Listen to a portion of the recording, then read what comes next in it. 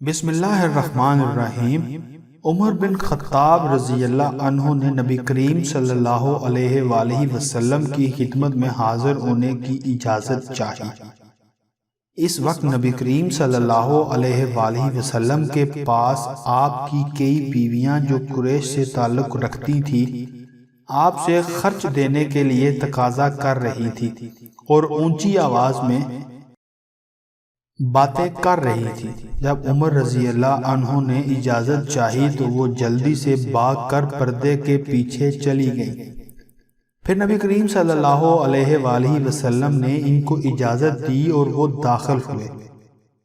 نبی کریم صلی اللہ علیہ وآلہ وسلم اس وقت ہنس رہے تھے۔ عمر رضی اللہ عنہ نے عرض کیا، اللہ آپ کو خوش رکھے یا رسول اللہ، میرے ماں باپ آپ پر قربان ہوں۔ نبی کریم صلی اللہ علیہ وآلہ وسلم نے فرمایا کہ ان پر مجھے حیرت ہوتی ہے جو ابھی میرے پاس تقاضا کر رہی تھی، جب انہوں نے تمہاری آواز سنی تو فوراً بھاگ کر پردے کے پیچھے چلی گئیں۔ عمر رضی اللہ عنہ نے اس پر عرض کیا، یا رسول اللہ، آپ اس کے زیادہ مستحق ہیں کہ آپ سے ڈرا جائے۔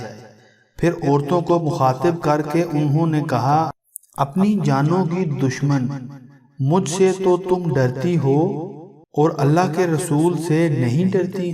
انہوں نے عرض کیا، آپ نبی کریم صلی اللہ علیہ وآلہ وسلم سے زیادہ سخت ہیں۔